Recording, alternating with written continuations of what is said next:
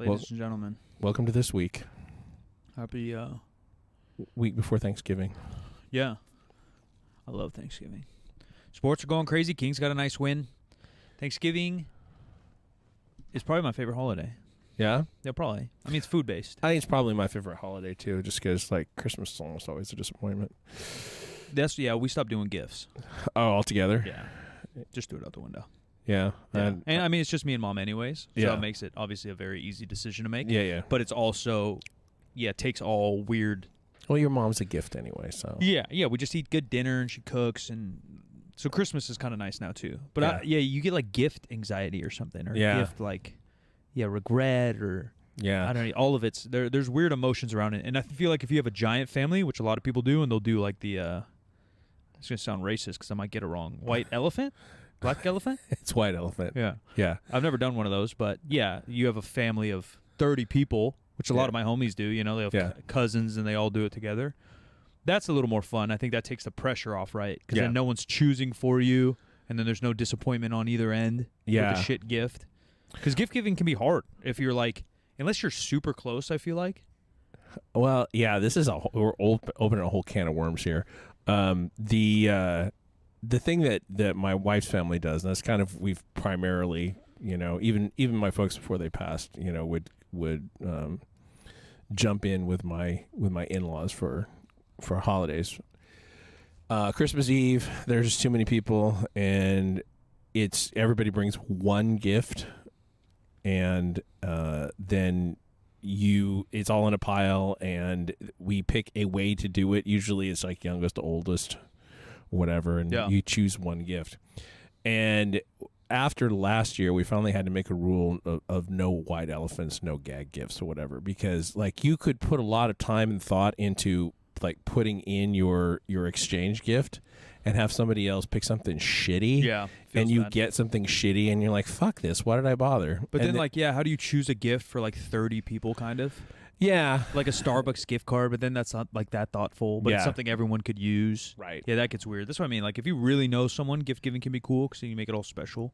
And that's kind of fun. That feels good. But like general gift giving. Yeah, this not to throw shade on, you know, everybody that I deal with in my family. Number one, I'm not a big like gift giver for other people's birthdays and stuff like that. That seems like bullshit to me, but you know, it is what it is. But for Christmas, I have seldom gotten anything that I thought was a like really me gift. Yeah, like a thought out. And I'm told that I'm hard to buy for. I don't think so. And I would rather buy for myself. I bet I could make a cool little list if I had to. Oh, probably so. Yeah. Because gift giving is also a talent, or not a talent, but like a skill. Right. So you got to put in some thought, and then you got to go a couple. It's kind of like a joke, you know. You can't like hit it on the nose. Yeah. You kind of have to go one step to the side and kind of vibe out. I don't even know. Yeah, birthdays we don't do gifts either. I don't think I like receiving gifts. So I just kind of made the rules. You know, I just like kind of probably same reason. It's the same reason because it's like, you know, if you knew me better, you would not think that was an appropriate gift for me. And then I think a lot of people that even that they know me, I've found this to be my whole life. I've should go into like powerlifting or music and a lot of stuff I relate to is about like kind of outcasts or people that don't fit in. But it's not that I don't fit in. It's just that my friends aren't exactly like me. None of my friends are like me. Like you've met some of my friends now. Like none of them are into the same shit really, or a couple of them will be into like one thing that I'm into. But like a lot of my friends don't listen to the same music. Like my best friends don't listen to the same music, aren't into clothes, aren't really into cars, you know, like maybe food, but like one of them. So then if they try to gift for me, it's thoughtful. Not that this has really happened, but hypothetically. They gift for me, but it's always doesn't, you know, it's not on the playing ground. It does end up like shading the relationship a little bit if you get something that just seems off, and it's hard to give something that's right, and it really sucks when you give somebody a gift and it doesn't land. Yeah, and then you don't. If you're doing a personal one, you don't want to do the basic Starbucks gift card deal. No, you don't. Why don't they do registries for every holiday? This is exactly a good point. Oh my God, I think we may have made the that They we do should probably babies? just cut this part out and use this as the new business plan. A Christmas registry would bang. That sounds like an amazing I guess idea. Santa Claus lists as a kid is that. Yeah, and which is genius, actually. That's a very commercial, genius way to know what your kid wants. I think on Amazon you can do a wish list that other people can see. Yeah, that's that turns out to just be online whores doing it. Yeah, if we're being frank. Well, yeah, there we go. That's yeah. If you're whoring yourself out on the internet, and not necessarily sexually, just in general whore. You don't have to be an OnlyFans star, but just all helps. types of whores. Really helps. Sellouty whores. And actually, I'm not that against it, because if your fans want to buy you shit, by all means. Because I had it on Twitch. It was cool. You could sign up without like giving your location, you could sign up for your viewers to buy you DoorDash, basically. Oh, and it was an app like that you would attach to Twitch, so that was cool. I'm streaming for 8 hours, and someone buy you a pizza. Yeah, buy me a coffee is one of those that people do. Yeah, that's too. a cool idea. Yeah. But a registry for like whatever holidays, fucking First Communion and fucking winning Boy Scouts, whatever the hell these kids do. I don't know what the hell people do, but Christmas for sure. Something specific where it's easy for people to find you, to get you, you know. Yeah. My parents were good. Growing up, I remember being like crazy excited. Like, and they wouldn't, we weren't like wealthy, but they just do like the right shit. Yeah. You know, like I predominantly remember like multiple gifts in my brain that my dad got me that were like fucking perfect. Yeah. I will say that my son Sam, you know, and his wife very often give me very, very on the nose things. For me. That's a good point. My wife and I tend to, instead of buying gifts for each other, we tend to find a thing that we want to buy together. Yeah, or events, right? If you're if I'm dating, like an event makes more sense. A trip or a concert or a cool dinner. We're even doing that. Mom and Bart's birthday are on the same day, and it's Saturday, and so we're just doing dinner Sunday all together. But I'm not gonna get Bart a gift. Yeah, he would just go do a fancy dinner. You know. Yeah. Well, everyone will enjoy it more, anyways. Yeah, for sure. My wife and I bought a piece of art that we're having to have reframed because it was just the worst frame, super ugly frame. Yeah. But like local artists, you know, decades-long Sac State art professor or whatever. That's cool. Kind of interesting and different or whatever. Just very, very on brand for us. And then we didn't have to think about, you know, what's the right thing. And I mean, I don't know. Maybe I am a mystery in that regard, or I think that the things I want, I usually think about for a very long time, in part because they're expensive. Yeah, that's the other thing, too. The older you get, you just want fancier shit. Yeah. So, like, I don't expect a car for Christmas. Right. Like, that'd be crazy. But that's probably what do I want? I want a fucking Porsche. Like, I don't want... Somebody rolled in here, I don't want a toy. With a 911. Yeah, it's much easier with a kid. And even the classic 911, you know? Yeah, that's still $200K worth fuck. I think we did a couple big Christmases in Cleveland where I have a bunch of cousins and shit, but only a handful growing up. And I think we did one maybe when I was 18 or a little bit older. And I think we just did gifts for the kids. I don't know what the age cutoff was, but if you like felt like a kid, then everyone would just get you shit. And the adults just kind of, had dinner and hung out. I think that's a good plan, too. Because who's going to actually really like it? Like, your grandkids. Right. Yeah, no, we have actually not even had the discussion about what they want for Christmas yet, and then they're coming for Christmas, and they're over 3,000 miles away, and then you have to get stuff home and you buy it and ship it.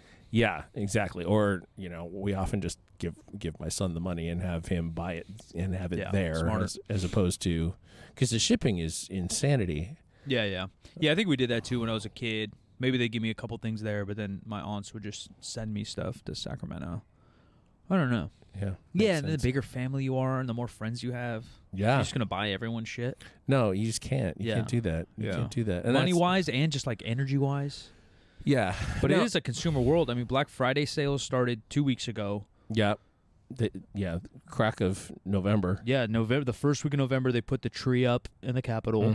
So I assume they did it in New York and San Francisco and everywhere else. But I swear that was like a after Thanksgiving deal. It did used to be, yeah. But I mean, they're trying to maximize the retail season. That's literally all it is you find like customer habits and purchasing dates, and you open that door up wider, they're going to spend more longer.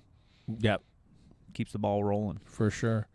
We'll sort of do 2 running here. We haven't done 2 episodes running where we did Rose and Thorn yet. So What's the week since the last time we talked? Doesn't have to be this week. Since the last time we talked, I think similar roses. Teams moving. Powerlifting meets sold out for March, and deadlines are being hit. That's probably the best thing. Yeah. I'm still like stressed, but like the deadlines are hit. We got all our care packs out. We got inventory. We're revamping the website, which should be ready in time. Like all that feels good. Yeah, I think that's it. Thorn sleep's been whatever.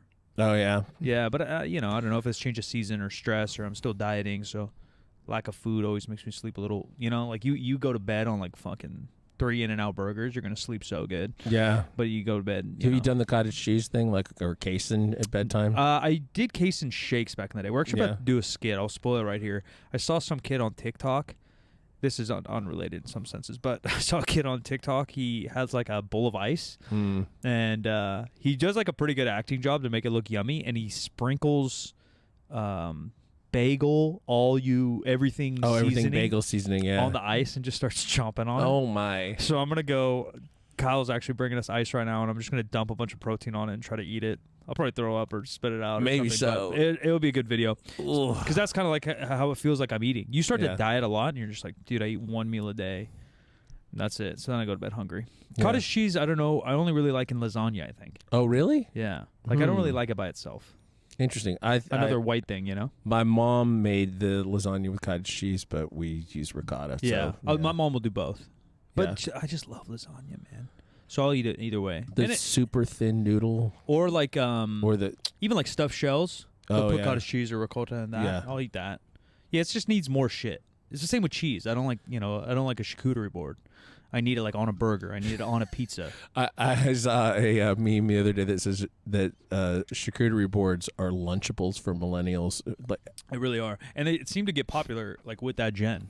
Like my generation. Yeah. Which I assume invented the Lunchable. Probably, yeah. I like them. I like charcuterie boards. I'm not a Lunchable guy, but I like charcuterie boards. Yeah, if you're at a party, a dinner party, it makes sense to have a fat one out when you're having wine before dinner or some shit. Or even a fancy restaurant. I think I got introduced to them in Italy, and I think that maybe did it. That sure. Made it kind of special in my head. Yeah, and they got to be delicious. And they got to be very delicious, yeah, for sure. I'm gonna do all that. Yeah, I had speaking of sleep, I got one thorn that hit me at 6:40 this morning.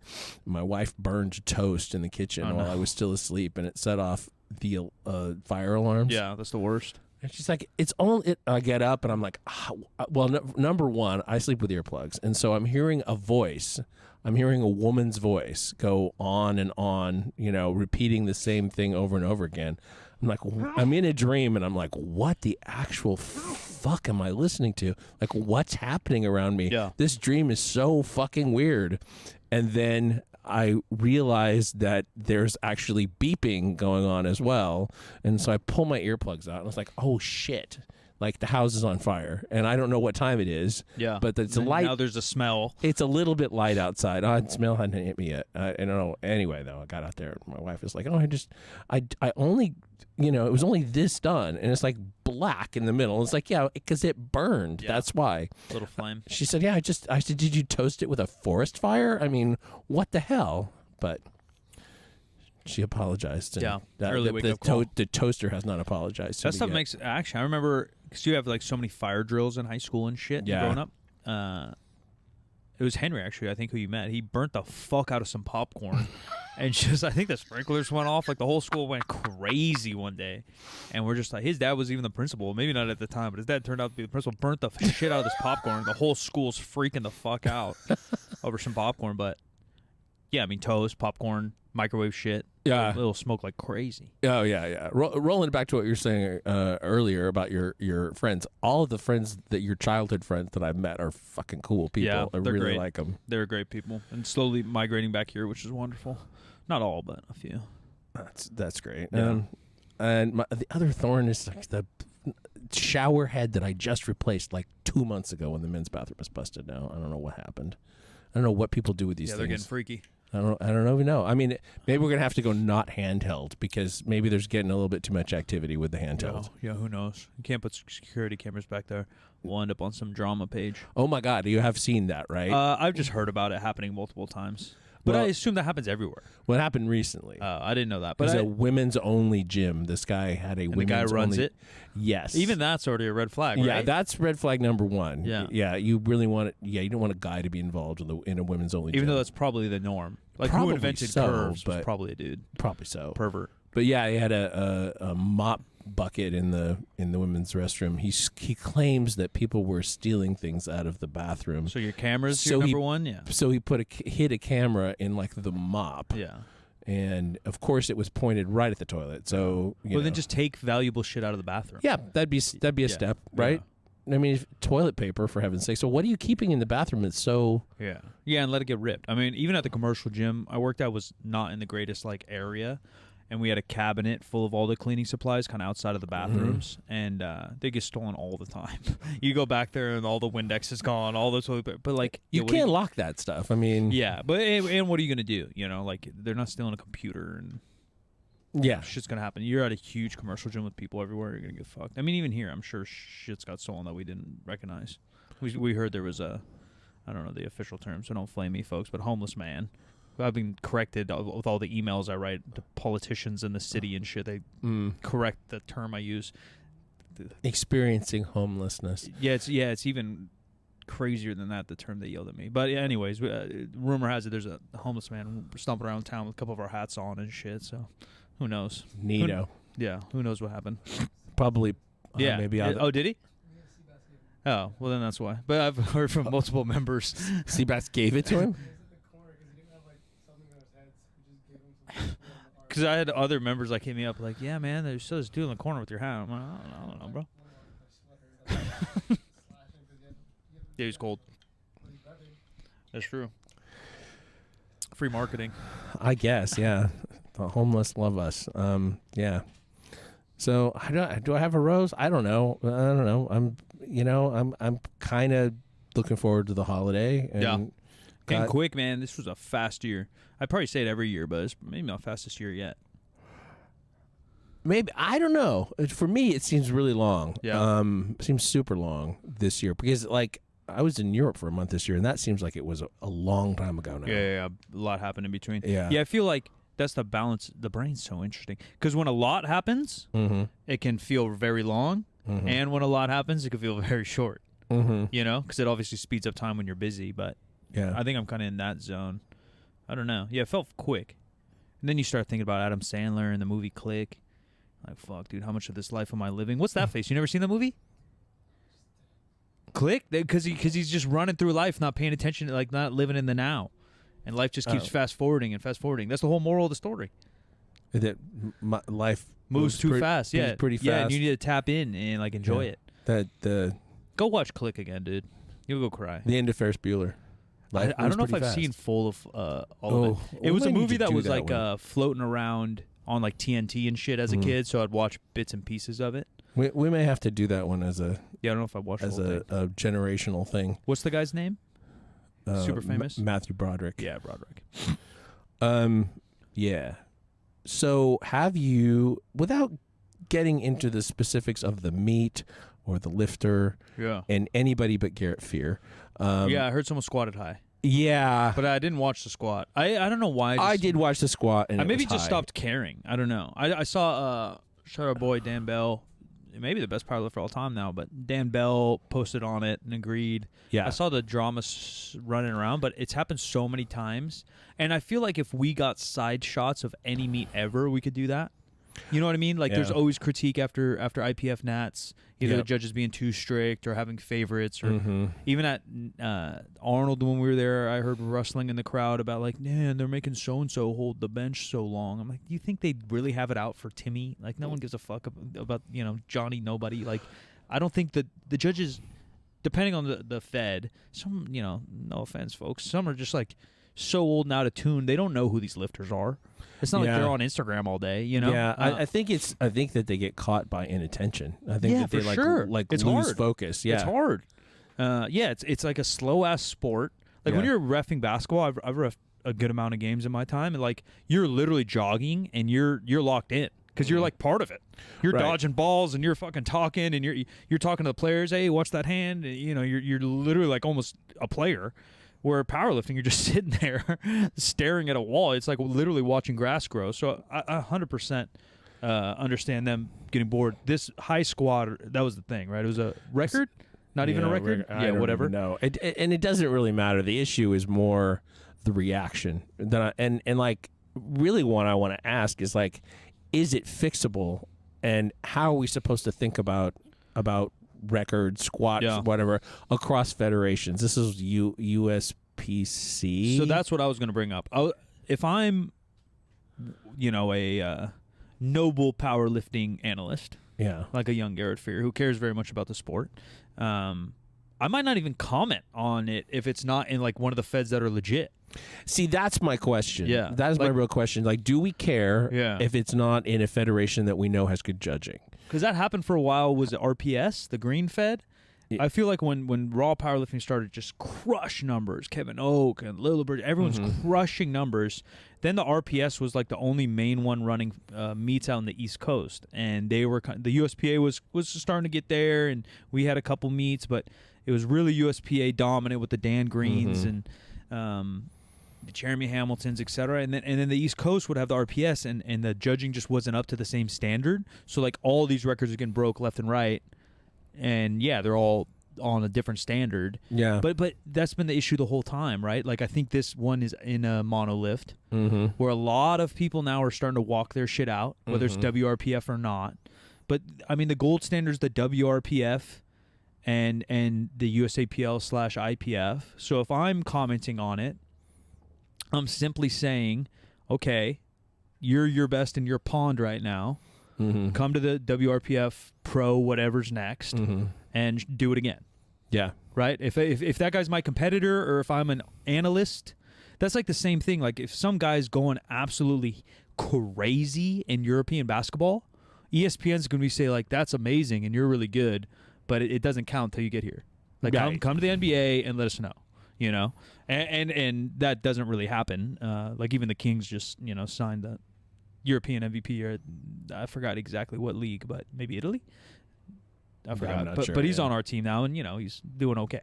Yeah, and he's shitting on folks over there. Right. So like it's the same idea with these other feds. Like there's no one. The only one you can make the argument is the USAPL IPF one because that's newly broken off. But any other fed, I think if you want to take a record, you got to go compete against where the studs are, and that's where the sport is. Back in the day, you couldn't. Right. Back in the day, travel, lack of meets, money, all these things were an issue. But now, if you're that guy, you're going to get a sponsorship. You can find somebody to pay your way there. You can bundle it up. Like the sport's changed in that sense where you don't have to break a record in your own backyard. So then travel and show up.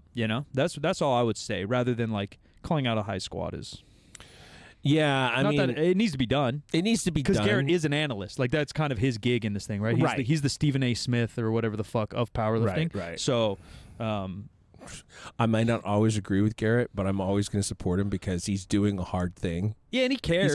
He's kind of doing the Lord's work in a lot of ways. Yeah, I don't think he has ill intent with anything he's ever does. He just loves powerlifting more than I ever will. So someone's got to do it. And he can be a wild card. I like a disruptor. I hate meaningless disruptions, but I like a disruption that like tries to push things forward. Yeah, I think that's what he's trying to do. Yeah, he's trying to get the standardization, but like, until I don't know what it's going to take, but until I guess there's enough meets in every state by the WRPF or whatever federation wants to be number one, and until there's like a clear line from kind of rookie to getting paid and being the best in a federation, there's always going to be someone else thinking they can start a league. Yeah. And back in the day, I mean, kind of the only places that you could look at records and the only sort of arbiters of what the actual like all-time records were the magazine Powerlifting USA and Powerlifting Watch. Yeah, Powerlifting Watch is a lost gem. We have Open Powerlifting, which is cool, and they do an insane amount of data and statistics. Well, I think that some of the controversy, I don't know the Open Powerlifting guys, but some of the controversy comes in the fact that they list, basically what they're given. Yeah, right.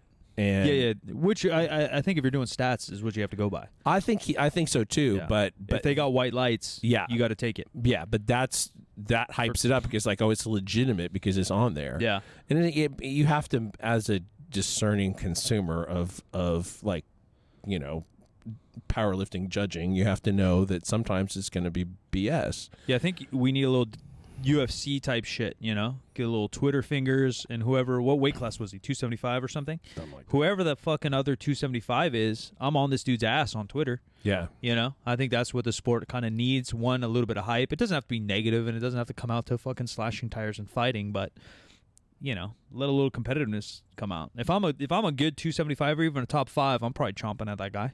Yeah. I've just never been good enough a powerlifter to let her rip, but I would let her rip, man. Hey, bro, that's cool. You're over there in the fucking Pee-wee leagues. Yeah. Come over here to the WRPF where we get judged tight, and let's go head to head. Yeah. I'll buy your entry or something. You know, I would be doing shit like that. I think that would be good for the sport.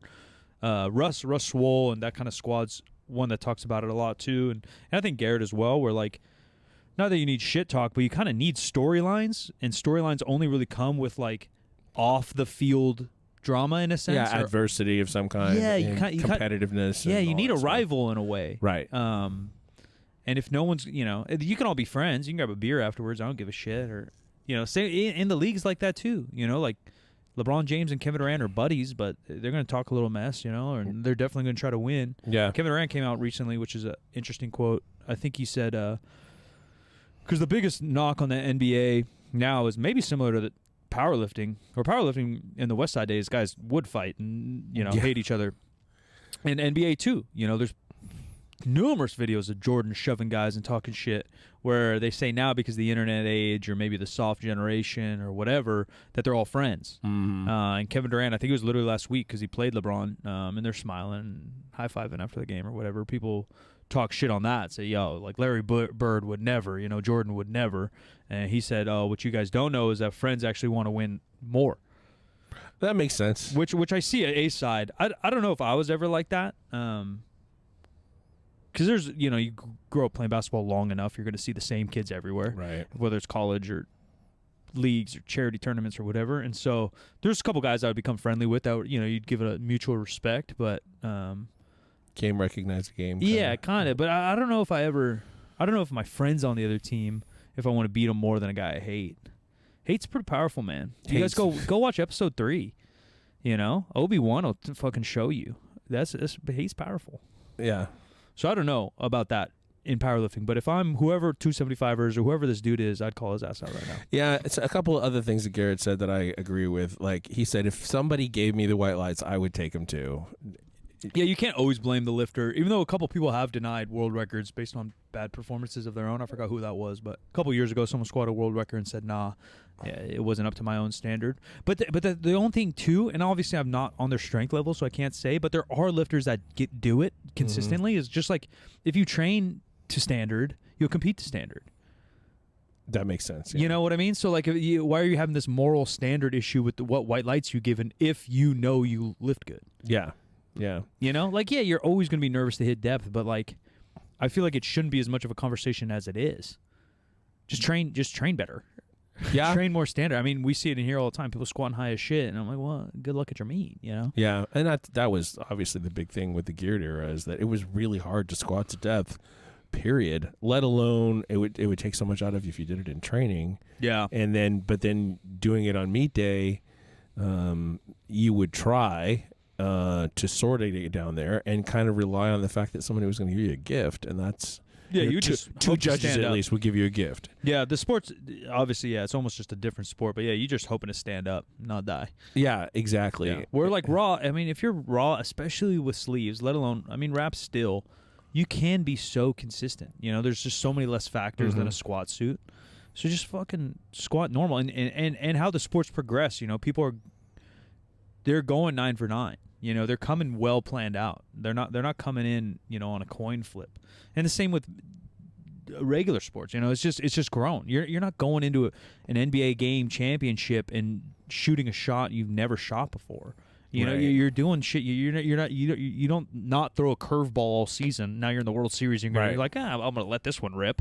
Like no, like you're throwing the pitches you have in your pocket. Like, it's not like a marathon where you're not really running 26 miles before you run a marathon. You're running, and even that 12, 13. And even that's like just a mental test because the variables are so gone. But that is kind of how I was raised on it too. Like, oh, you hit 500 in training, good. You'll be good for 550 on game day. Like, oh, will you? Like, Like, that is kind of how they thought. That did happen to me, but yeah. Yeah, and it happened to me, too. Like, most of my PRs are in meet. Because I'd get all revved up, and I wouldn't be revved up in training, and the style of training we did. But nowadays, it's just not like that because people are so competitive that you kind of have to go, 7, 8, 9 for 9 to even have a chance. So the untested world is a little bit different still, but I think a lot of them are evolving that you have a game plan, you got to follow it out. But I just don't get, I guess I don't get squatting high as a thing, especially if you're like the best, right? Because normally, like, it's the only sport where the best it's the only sport where the best in the sport may not be the most skilled. Oh, yeah. Right? Right. Like, whoever this guy is, I don't know who he is. Sorry if I'm ripping you, buddy. Maybe we're even buddies for all I fucking know. But well, we're not saying his name, so we're okay. Yeah, I didn't even, click on it. I didn't even look. I did watch it, but I didn't, memorize the name or anything. And I'm intentionally keeping that part vague. It's just sort of a broader discussion about... Yeah, because, Steph Curry's the fucking best. You're not going to out-dribble or out-shoot Steph Curry because he's the best. So then he's going to score the most points. But someone in powerlifting can, score the most points, and I'm a better squatter than them. Yeah, because they're not a technical squatter. Yeah, they're just not skilled at all. A brute strength. Yeah.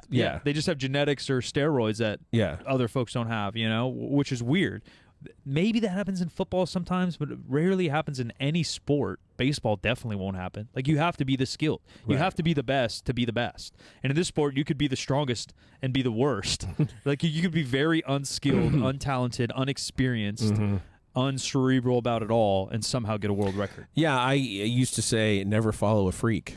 Yeah. You can literally just be a freak. And we say that in other sports, but people say LeBron's a freak, but he's also just as skilled as he is freaky. That's the only way he got there. Right. Because I've played with guys that were freaky, like LeBron, but had no skill. And then they're in junior college. Yeah. You know what I mean? They're jumping through the roof. They're 6'6", 220 pounds, jacked out of their brains. But they don't have that skill, so you don't get there. Where powerlifting, you can sneak your way through. Even strongman, I don't think you can sneak your way through anymore. Yeah. Because the game's evolved. Yeah, maybe back in the day, you're just a brute. Yeah. And the technique hasn't caught up. But now all those guys are technical as shit with the stones and technical as shit with the log. Right. So they're strong and technical. You're screwed. Another point that Garrett made, I thought that was interesting, and it certainly is something that I've observed in the untested world, in the geared world or whatever, especially back in the multiply days, that lifters would be positive to each other in person and maybe positive about somebody else's, high squat or bench that wasn't locked out or deadlift that wasn't locked out or whatever on social media. Yeah. And then privately to their other friends. Yeah, talk shit. And I saw that more often than not. I think that's just human nature, probably. Because I'm also the one, I just hate conflict. I'm not gonna also rain on your parade in person. Yeah. If you get white lights and I think you squat high, I'm not about to just run up to you and be like, Jim, that squat sucked. Yeah. You know what I mean? So, not that I think talking behind someone's back is good. Let social media ring a little bit. I think there is a time to be a keyboard warrior in the sense that you don't need to get into fistfights in person. Yeah. But you also don't need to be fake in person. You can be neutral in person and then, be a little more truthful online because it is just easier. It's, what are you going to do? If you're at that meet and that guy squats high, I don't think Garrett's walking up to him either and saying, hey, bro, that fucking sucked. He may not. I don't know. Maybe at the bar after because I think he's got beat up for shit like that. But, I don't know. I do agree with the general point of not being a sleazeball and talking shit behind people's back. But I also don't think you just go straight up to them and say, yo, that sucked. Because that's not going to solve anything either. Yeah, for sure. But I think the only real answer, and that's what I always look for in anything from business to lifting to, right, we have a problem, how do you solve it, is other 275ers or whoever's in this dude's weight class, not politely call them out in the sense that you need to challenge them. Don't just say, yo, I'm better than you, bro. Say, hey, man, great squat. I don't think it was up to standard. Come meet me at WRPF Pennsylvania. I'll pay your entry. Let's go head to head. And then either the guy shows up and he does it better, or he just don't show up. Yeah, and the rest will answer itself. And that's how the UFC works, I feel like. Yeah, I think that's true too. Right, Yeah, guys call each other out that aren't always going for the belt. You're ranked 10, you'll call out the 6th guy. That kind of matters. And one, it'll build the story, and then 2, you'll see what people are made of. I think that's the competitiveness we need. So I think the bottom line for me is that you just don't have to pay attention to every single one of these. Yeah. Like, you should definitely, like, on social media, you should be congratulatory for the people who set records, break records, lift in a admirable way in conditions where the judging is apparently spot on, kind of regardless of where the federation. Yeah. If you can look at a video and you say, yeah, that looks right. That looks right. Then congratulate. But it isn't necessary if you're not personally involved, if you're not a commentator the way Garrett is or whatever. Yeah, so that's the amendment, I guess, to my keyboard warrior thing.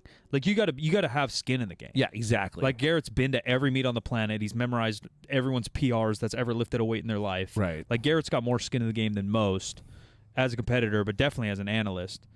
You have to be around the sport and be in the sport. You can't compete once and now be critiquing the strongest team in the world, Like, train with some cats, be around the game a bit. Same with, like, those most analysts have either started at high school, college. Like Stephen A. Smith, I imagine, has been reporting basketball for 50 years, right? Like decades, starting in college to basketball to pro. Yeah. And if they're not, they played pro, right? And now you have Shannon Sharp's a big voice in sports. Like, they have skin in the game, so their critique isn't always perfect, but at least it has thought behind it. Yeah, I'm not for random keyboard warriors, but if you're a big squatter, if you've been around the sport, if you're an analyst, I think your voice matters to hopefully evolve the sport at the right place. Well, I got one more department I want to roll out here for the first time, and I'm stealing the title of this from other podcasts, but we're going to do it our own way. I'm calling this 3 things. So, 3 social media accounts that are not in the fitness space that are good follows that you enjoy most. I just followed a sick one yesterday. I got you guys.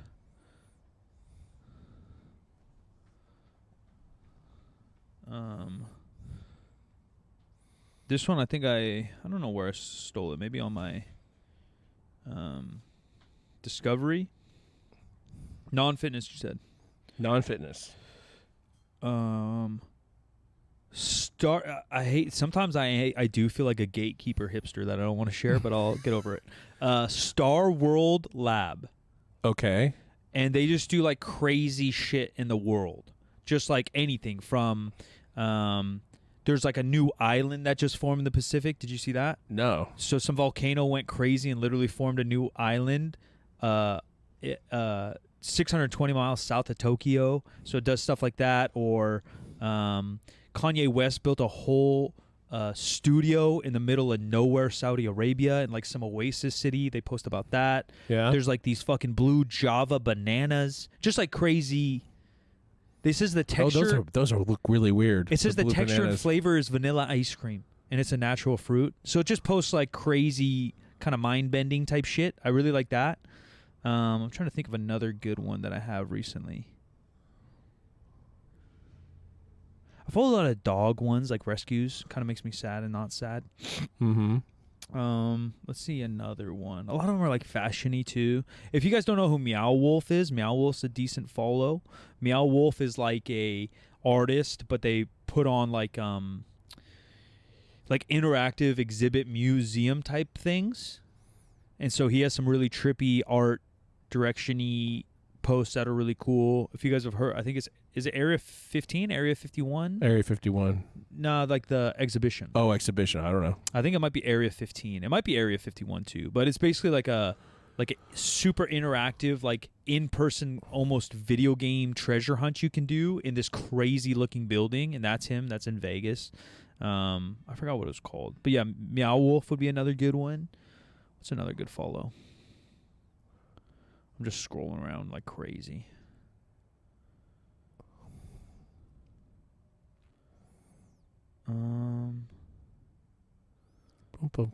Yeah, I follow a bunch of random shit. I do too, but I mean, there's some basic ones. Oh, shout out my boy, dude. I haven't met him yet, but I want to. His name's Andrew Dutton. @_sneaks. He's a teacher, but he does like sneaker and fashion photography on the side, and his photography is insane. I followed him a couple of months ago. I like his content a ton. @_sneak. Shout out to Andrew. He looks like he's maybe about my age, and he's just a grade school teacher, but he's super into like clothes and shit. Mm-hmm. And his photography is insane. If you guys are into shit like that, maybe him. Okay. What you got? My number one, it's not fitness. It's a sport, but not fitness. Is Ash Watson, former British gymnastics champ. Oh, little guy. I mean, he's short. Yeah, he's probably taller than Matt over here, but Matt's also very short. But you know, and pretty thick for gymnastics. Like, not in the, you know, a lot of gymnasts are jacked, but their frame is small. This is a bigger framed guy who is a small guy at the same time. Yeah. And a lot of his account is trying different gymnastics things that are done by women or done by really high level, like, performing Cirque du Soleil type shit. Yeah, exactly. And he'll just try to do the trick. He just does it over. You watch it, him doing it over and over and again until he finally nails it. And he's not shy about showing you like an ugly fail. Yeah, I can't do that. I don't know why that shit scares me. Because I just feel like a joint's gonna get dislocated somewhere. Yeah. That's possible. Yeah. I haven't seen anything terrible like that happen. Yeah, because I doubt he'd post himself getting wrecked. Probably not, but like they also do a lot of, there's a lot of pads down and stuff like that. It's like he's not going to break his neck, probably. Yeah, I used to watch like Travis Pastrana, and even that Shaun White stuff. You see them like practicing over and over. Yeah, and it just makes me like cringe. Like, oh, dude, I know something bad's about to happen. Yeah. Another one of my like very long time favorites is the Smoking Tire. Yeah, they're good. Matt Farah. I watched their YouTube a good amount. Yeah. Just because they'll do like old BMWs and cool shit. And they'll grab like a random kid who souped up his car and take him for a drive. Yeah, and his social media is good. Does a lot of cool stuff. There's a lot of food and stuff in his social media. Yeah. And then the YouTube videos are good. Yeah. Probably the thing that hooked me years ago, probably 12 years ago, is how much fun he has doing this stuff. Yeah, it seems like he's still passionate over after many a year. Still a lot of laugh, a lot of just pure enjoyment of what he's doing. And it's got, and it's work. People forget that content creation is straight up work. Yeah, very much so. And I'm gonna have this is loud all of a sudden. I'm hoping that I can remember. I just watched this guy this morning. I follow him on TikTok. Actually, you know what? I'm gonna do another one. I'll save this one for another time. Another one that I really enjoy is Nobody Cares Anthony. It's largely like signs or ads or whatever that have like outrageous typos in them. Oh yeah. And he's from Boston. He's got a really like thick Boston accent, and they're just fucking hysterical. I wonder if people like that can monetize enough that they get to travel and find signs, or if they're just really like repurposing online. It's a really good question. I don't know. And probably the reason that I'm mentioning him as opposed to a couple of the other ones is like yesterday, I think he had a post about either, I don't know, it's not very clear. And this is a thing about social media. When somebody posts about somebody in their life who died, you don't always know what the relationship was, and you seldom know how they died or whatever. So there's no cautionary tale that can be taken there.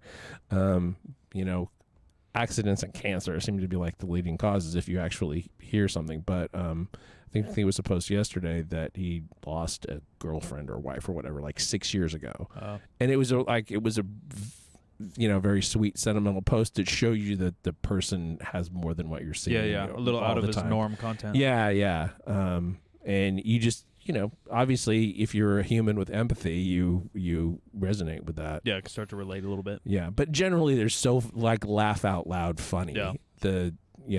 I've seen some on my Discovery. Maybe not him, but random signs that are funny. Yeah, just there was a Facebook Marketplace ad that he was talking about the other day, and it was somebody was selling a TV, a flat screen TV. There's a woman. She took a picture of the TV, but she is buck naked, and is she like a reflection or something? Yeah, stupid? oh yeah, So yeah, stupid. and she's got like her nipples and her hips are touching pretty much. Nice. Yeah, he's like, it's like they're extra limbs. Yeah, at how's this point. Facebook not flagging that? I'm Yeah, sure they did this at is some a really point. good question. I don't know because they're not paying attention. I don't know. Yeah, I'm sure they got it at some point. That's wild. Yeah, he was even like telling you to turn the picture in different ways. You can like see different things if you keep turning it, and a lot of just funny stuff. I should mention this because I'm sure nobody got it, but the episode that we did last week that we were just housekeeping. There's one of his repeating bits is this like sign that says housekeeping. Yeah. Housekeeping. Yeah. Housekeeping. You just automatically read it in an accent. Yeah, exactly. Because it's written phonetically, basically. So, but yeah, that's about all I got. Go follow him, kids. What day's today? We got about 5 days. November 20th, biggest drop of the year of all time, really. For us. 3sb.co. Check it out. We got up to 40% off all our classics, and we got a brand new drop, our biggest ever. If you're one of the first 50 purchasers of $100 or more, you'll get a brand new collectible coffee mug in the shape of Goodie Bear. Super custom, super cool. Limited edition. Check that out, 3sb.co. And as always, if you could use code GOODCOMPANY at legionathletics.com for all your supplement needs. If you guys want protein, some of the best protein I've ever tried. Super well-formulated pre-workouts, health, vitamins, D3, anything you want. Check it out, Legion Athletics. Use code GOODCOMPANY at checkout. And right now, I think they have a buy one, get one 50% off. So if you want to stock up for the month of November, use code GOODCOMPANY and head over to Legion.com. And I'm Silent Mike, where you want to find me. I am at the Jim McDonald on all the social media. This show is 50% facts, where percent is a word, and 50 is just numbers. 50% Facts is a Spreaker Prime podcast in association with iHeartMedia on the Obscure Celebrity Network. And we'll talk to you next time.